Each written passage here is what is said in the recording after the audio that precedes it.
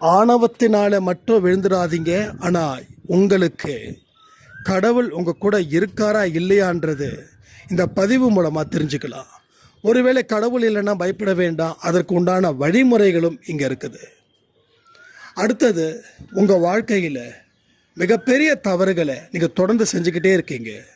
எதை அதிகமாக நினைக்கிறீங்களோ அதுதான் நீங்கள் அப்படின்னு தெரிஞ்சும் நீங்கள் உங்கள் பலகீனத்தை பற்றி அதிகமாக நினச்சிக்கிட்டே இருக்கிறதால உங்கள் வாழ்க்கையில் கடவுள் உங்கள் கூட இல்லைன்றதை நீங்கள் புரிஞ்சுக்கலாம், உங்கள் தோல்விகள் மூலமாக, உங்கள் அவமானங்கள் மூலமாக. ஆனால் இது மாற்றி அமைக்கக்கூடிய ஒரு சக்தி இந்த பதிவில் இருக்குது. இந்த பதிவை கேட்டு முடிவெடுங்க, நம்ம சரியான திசையில் பயணிக்கிறோமா இல்லையா? கடவுள் நம்ம கூட வருவதற்கு நான் என்ன மாதிரியான மனநிலையை ஏற்படுத்திக்கணும்? ஏன்னா சந்தோஷமாக இருந்தால் தான் கடவுள் என் கூட வரும்போது என்னுடைய சந்தோஷம் எந்த முறையில் இருக்க வேண்டும், இது எல்லாத்தையும் இந்த பதிவில் நம்ம சொல்லியிருக்கோம். நிச்சயமாக உங்கள் வாழ்க்கையில் ஒரு வெற்றிடத்தை கடவுள் நிரப்பப் போகிறார் இந்த பதிவின் மூலமாக. உங்களுடைய எண்ணங்களை தூய்மைப்படுத்தி உங்கள் செயல்களை புனிதப்படுத்தி அதன் மூலமாக கடவுள் உங்களிடம் உரையாற்றப் போகிறார். உங்களுக்கு தேவையான அத்தனை நல்ல விஷயத்தையும் அவர் செய்ய போகிறார். அதனால் பதிவை முழுமையாக கேளுங்க. பெரிய ஒரு வெற்றியை நிச்சயமாக உங்களால் பெற முடியும்.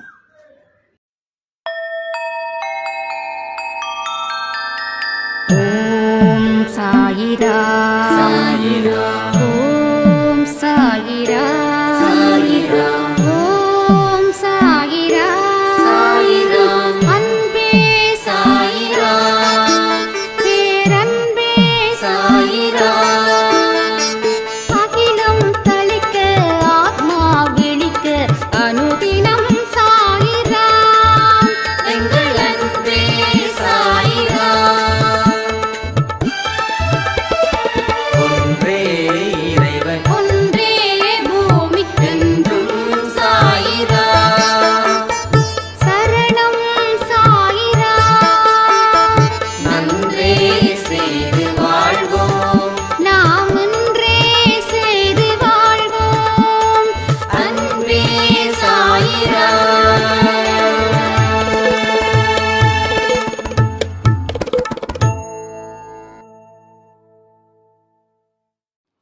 சாயிராம்.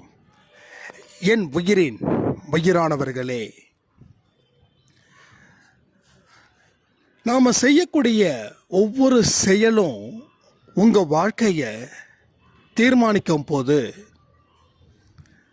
அப்போ அந்த தீர்மானிக்கக்கூடிய சக்தி எதில் இருக்குது அப்படின்றத நாம் தெரிஞ்சுக்கிட்டா அதற்குரிய செயல்களை நம்ம செய்து நம்ம வாழ்க்கையை காப்பாற்றிக்க முடியுமா முடியாதா? உடல் ரீதியா மன ரீதியா என்ன ஒரு பிரச்சனை வந்தாலும் அதை சரி பண்ணிக்கக்கூடிய அத்தனை சக்தியும் அத்தனை ஆற்றலும் அத்தனை வழிகளும் அத்தனை பாதைகளும் யாரிடம் இருக்கிறது என்றால் ஒவ்வொரு மனிதனிடத்தில்தான் அது இருக்குது. நல்ல செயல்களை செய்யும்போது நல்லவர்கள் எப்படி உங்களை ஆதரிக்கிறார்களோ அதே போல நல்ல செயலை செய்யும்போது கடவுள் உங்களை என்றும் எப்பொழுதும் கை விடுவதே இல்லை. என்னைக்குமே அவர் தாங்க பிடிச்சிருக்கார். இந்த கங்காரு தன்னுடைய குழந்தைய எப்பயுமே எங்கே வச்சிருக்கோம் தெரியுங்களா? அதுபோல உங்களை சாயப்பா யார் யாரெல்லாம் நல்ல செயல்களை செய்கிறாங்களோ, நல்ல எண்ணங்களை விதைக்கிறாங்களோ, யாரிடமும் கோபமும் ஆணவமும் அகங்காரத்தையும் காட்டாமல் இருக்கிறார்களோ அவர்களை கடவுள் தாங்குன்னு தாங்குறார். எல்லா இடத்துலையும் தாங்குறார். எந்த இடத்துலையும் அவர் கை விடுறதே இல்லை. அதுபோல் நம்ம செயல்கள் எப்படிப்பட்டது அப்படின்றத மட்டும் நீங்கள் கொஞ்சம் ரொம்ப டீப்பாக திங்க் பண்ணணும். இது சரிதானா அப்படின்னு கேள்விகளை கேட்டு நீங்கள் செயல் புரிஞ்சு பாருங்கள். சரி இல்லைன்னா அந்த செயலை செய்ய வேண்டாம். ஏன்னா அந்த செயலை செய்து நம்ம வாழ்க்கையில் கடும் துன்பத்தை அடைவதை தாண்டி அந்த செயலை செய்யாமலே நம்ம நல்ல ஒரு இன்பமான வாழ்க்கையை வாழ்ந்துட்டு போயிடலாமே. இது மாதிரி பல விஷயங்களை நம்ம எண்ணி நிதானித்து அதற்கு பிறகு செயல்படணும். ஏன்னா இங்கே செயல்படும் வேகம் ஒன்று இருக்குது. அதே போல் எல்லா மனுஷனும் செயல்பட்டு தான் ஆகணும். செயல்படாத மனுஷன் இந்த உலகத்தில் வாழவே முடியாது, அவன் பிறக்கவே முடியாது. அப்போ பிறந்துட்டான் அப்படின்னா அவன் செயல்பட்டு தான் ஆகணும். எல்லா உயிரினமும் அப்படி தான். ஆனால் நம்ம கொஞ்சம் ஆறாவது அறிவுன்னு ஒன்று இருக்கிறதால யோசிக்கிறோம், சிந்திக்கிறோம். அதை சரியான முறையில் நீங்கள் டைவர்ட் பண்ணி பாருங்களேன். நீங்கள் எதை சிந்திக்கிறீங்களோ அதுதான் நீங்கள். ஓய்வு நேரத்திலையும் வேலை செய்யும் நேரத்திலையும் தூங்கும் நேரத்திலையும் நம்ம எதை ஜாஸ்தி சிந்திக்கிறோம்? ஒரு வேலை செய்யும்போது முழு மனதோட வேலைகளை ஈடுபடுறோமா? இல்லை. ஒரு ஓய்வில் இருக்கும்போது நாம் அந்த ஓய்வை பற்றி என்னைக்காவது நிம்மதியாக இருந்திருக்கோமா? இல்லை. மனசு சரியில்லைன்னு சொல்லி ஏதோ ஒரு ஒரு ஒரு நல்ல பிளேஸ்க்கு போகிறோம், ஒரு 2 நாள் 3 நாள் தனியாக இருக்கணும்னு நினைக்கிறோம்.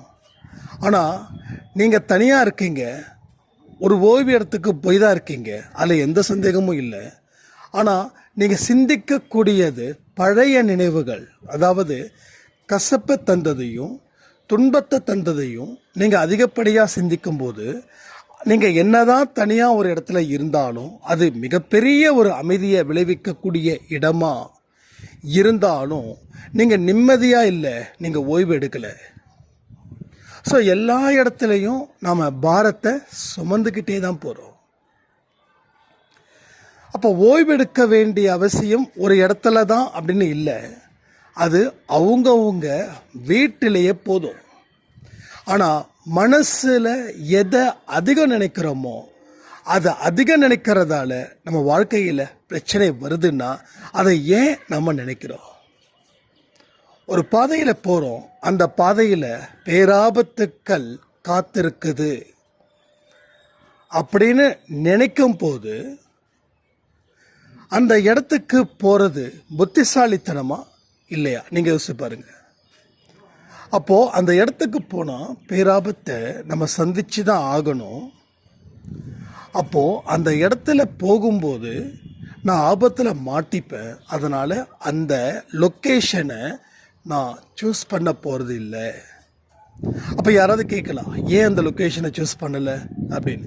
இல்லைப்பா, அது ஆபத்து மிகுந்த பகுதி, அதனால் அந்த லொக்கேஷனை நான் சூஸ் பண்ணலை அப்படின்னு.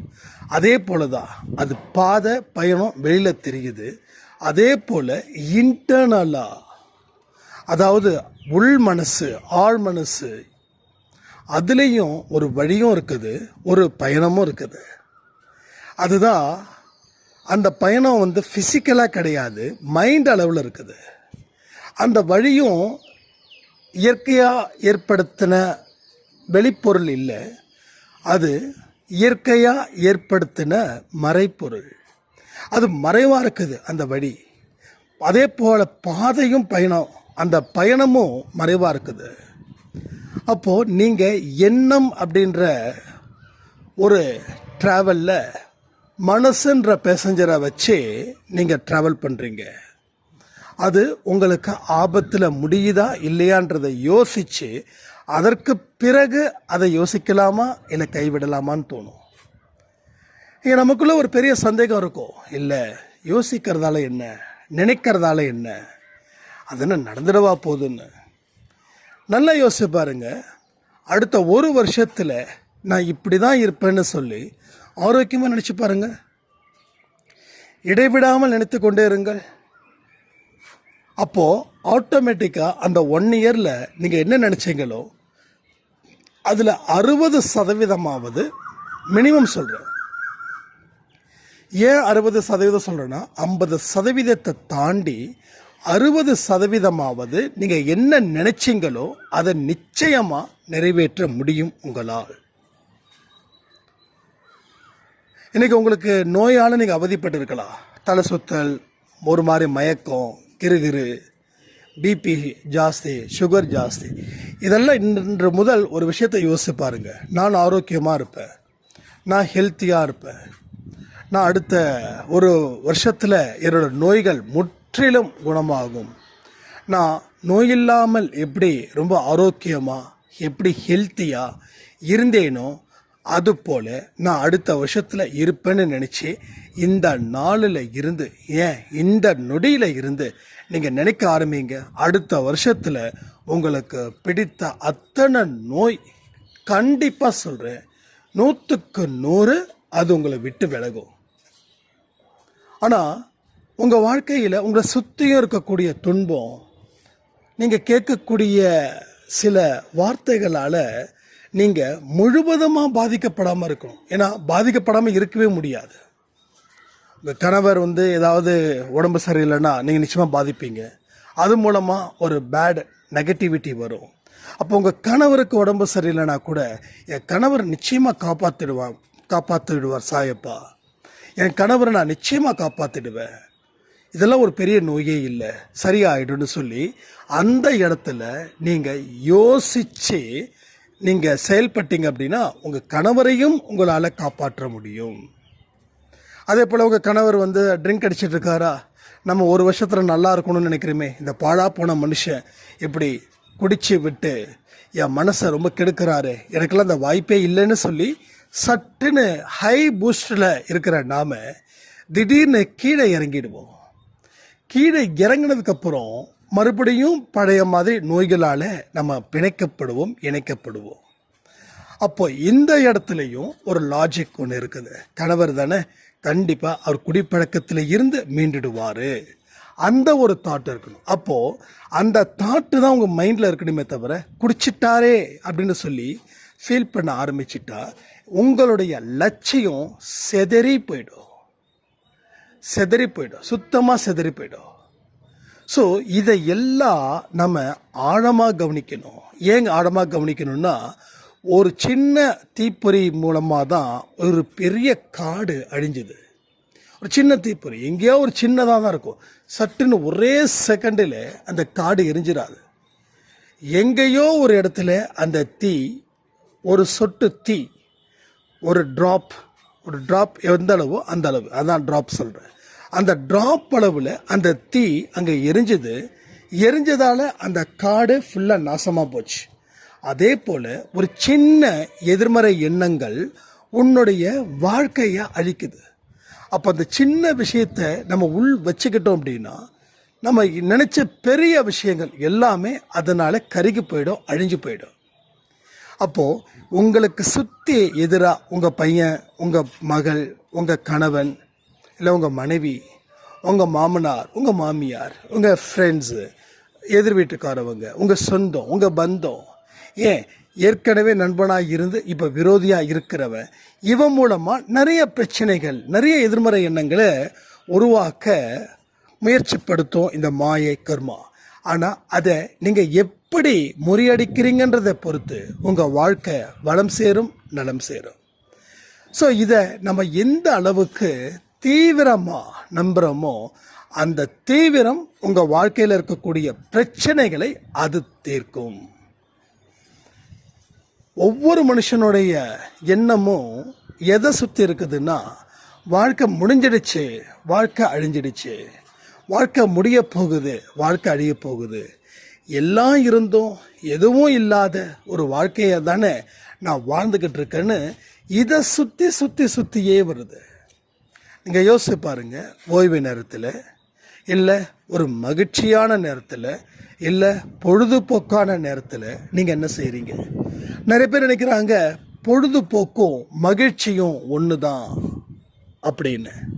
ஆனால் என்னோட லாஜிக் பிரகாரம் பொழுதுபோக்குன்றது அடுத்தவன் விளையாடுறத நாம் பார்த்து சந்தோஷப்படுறது.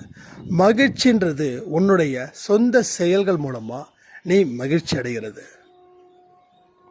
அடிக்கடி என்னுடைய சொந்த செயல் மூலமாக தான் நான் மகிழ்ச்சி அடைகிறேன். எனக்கு 2 வழிங்க மகிழ்ச்சி அடைகிறதில்ல. ஒன்று, அன்பே சாய் ஆடியோ கொடுக்கறது, இது எனக்கு ரொம்ப பிடிச்ச ஒரு விஷயம். 2வது, நான் ஒர்க் அவுட்டோ அதாவது எக்ஸசைஸோ இல்லை பாடல் பாடுறதோ, இந்த ரெண்டில். அப்போது இது ஒரு செயல் மூலமாக விஷ்ணு சாய்ராமா அதை பண்ணுறாரா சொன்னார், சொல்லிட்டேன். ஒரு செயல் மூலமாக நாம் எதை ஏற்படுத்துகிறோமோ அது மகிழ்ச்சி. பொழுதுபோக்குன்றது மற்றவங்க ஆடுறது நம்ம வேடிக்கை பார்க்கறது. அதில் 10-20% தான் சந்தோஷம் இருக்கும். இப்போ கூட நான் சொல்கிறேனே, வீட்டில் யாரும் இல்லை அப்படின்னா, உங்களுக்கு உங்கள் வாழ்க்கை முக்கியம் அப்படின்னா, உங்களுக்கு என்ன பிடிக்குதோ அதை செய்யுங்க. பாட்டு பாடுறீங்களா, பாட்டு பாடுங்க. டான்ஸ் ஆடுறீங்களா, டான்ஸ் ஆடுங்க, தப்பே இல்லை. இது ஒரு செயல். ஓகே, இது ஒரு செயல். உங்களுக்கு என்ன பண்ணணுமோ அதை சந்தோஷமாக இருக்கக்கூடிய செயலை பண்ணுங்கள். ஆனால் அதை பாவத்தை விளைவிக்காதது போல் இருந்துக்கணும். ஆனால் இன்றைக்கி ஒவ்வொரு மனுஷனும் என்ன பண்ணுறான்னா, தான் சந்தோஷம் முக்கியம்னு சொல்லி பாவத்தை செய்கிறான். பர்டிகுலராக ஆண்கள் வாழ்க்கையில் பிரச்சனைகள் அதிகரிக்கும் போது, குடும்பத்தில் இருக்கக்கூடிய பிரச்சனைகள் மூலமாகவும், வெளியில் வேலை செய்கிற இடத்துல பிரச்சனைகள் அதிகமாக இருக்கும் பொழுதும், அவன் ஒன்று மது இல்லை மாது, மது இல்லை மாது, மது ப்ளஸ் மாது, இதில் போகிறதால அவன் வாழ்க்கையோட தலையெழுத்தே கடவுள் ஒரு நரகத்துக்கு எழுதி வச்சிட்டார். ஏன்னா மனைவிக்கு தெரியாமல் செய்யக்கூடிய காரியம், குடும்பத்துக்கு எதிராக செய்யக்கூடிய காரியத்தை கடவுள் மன்னிப்பது இல்லை. அப்போது உன்னுடைய சந்தோஷம் அப்படின்றது நேர்மையான வழியில் மற்றவங்களுக்கு பிரச்சனை இருக்கக்கூடாது, அது உனக்கும் பிரச்சனை இருக்கக்கூடாது. ஆனால் நாம் என்ன பண்ணுறோம், நான் சந்தோஷமாக இருக்கணும்னா நான் யூடியூப்பில் ஷார்ட்ஸ் பார்க்கக்கூடாதா, நான் இன்ஸ்டாகிராமில் ஷார்ட்ஸ் பார்க்கக்கூடாதா, நான் கேம் ஆடக்கூடாதா மொபைலில், வேறு எனக்கு என்ன சந்தோஷம்? இது சந்தோஷம் இல்லைங்க. இது உங்களுக்கு மிகுந்த எது சந்தோஷம் அதிகமாக கொடுக்குதோ அது மிகுந்த துக்கத்தையும் தரும். எந்த ஒரு காரியம் உங்களுக்கு அளவுக்கு அதிகமான சந்தோஷத்தை கொடுக்குதோ, நல்லா புரிஞ்சுக்கோங்க, பாயிண்ட் நல்லா புரிஞ்சுக்கோங்க. ஏன்னா ஒவ்வொரு பாயிண்ட்டும் ரொம்ப ரொம்ப இம்பார்ட்டன்ட். எது உங்களுக்கு அதிகப்படியான சந்தோஷத்தை கொடுக்குதோ அது அதிகப்படியான துன்பத்தையும் கொடுக்கும். இன்பத்துக்கு பின்னாடி ஒரு துன்பம் இருக்கும், துன்பத்துக்கு பின்னாடி ஒரு இன்பமும் இருக்கும். எனக்கு துன்பமும் வேண்டாம் இன்பமும் வேண்டான்னு நீங்கள் சொல்கிறீங்களா? உண்மையிலே சொல்கிறேன், நீங்கள் மிகுந்த புத்திசாலிங்க, மிகுந்த புத்திசாலிங்க. எல்லாம் அவர் மூலமாகத்தான் நடக்குது, எதுவும் நம் மூலமாக இல்லை அப்படின்னு. நேற்று ஒரு சாய்ராம் சொன்னாங்க, நீங்கள் ஈரோடு சாய்பா கோயிலுக்கு வந்ததை நாங்கள் பார்த்தோம், ஆனால் உங்ககிட்ட பேசுகிறதுக்கு ஒரு மாதிரி இதாக இருந்தது அப்படின்னு. உங்களுக்கு எதாவும் இருக்க வேண்டாம், நீங்கள் தாராளமாக பேசலாம். ஏன்னா உங்கள் நம்ம சொந்தத்தை நாம் பார்க்கும்போது நமக்குள்ள ஒரு பெரிய சந்தோஷம் எனக்கு இருக்குது, ஒரு பெரிய மகிழ்ச்சி, ஒரு பெரிய நிம்மதி எனக்கு கிடைச்சிருக்குது. பட் அந்த நிம்மதியை நீங்கள் எனக்கு தரலைன்னு சொல்லி தான் நான் உங்கள் மேலே கோவப்படுறேன். அதனால் வெளியில் நிச்சயமாக நீங்கள் பேசுங்க, தப்பே இல்லை. ஏன்னா இது ஒரு அன்பை நம்ம ஷேர் பண்ணிக்கக்கூடிய ஒரு இடமா சாய்பா கொடுக்குறாருன்னு நான் நினைக்கிறேன். அதே போல் இந்த சாய்ராம் சொன்னாங்க, நீங்கள் ஈரோடு சாய்பா கோயிலில் கூட நீங்கள் ஸ்பீச்சுக்கு கேட்கலாம்ல, அவங்க உங்களை பேச சொல்லி நீங்கள் ஏன் கேட்கக்கூடாது அப்படின்னாங்க. நான் ஒரே ஒரு விஷயந்தான் அவங்ககிட்ட சொன்னேன், வாய்ப்புகளை தேடி நாம் போக வேண்டாம்.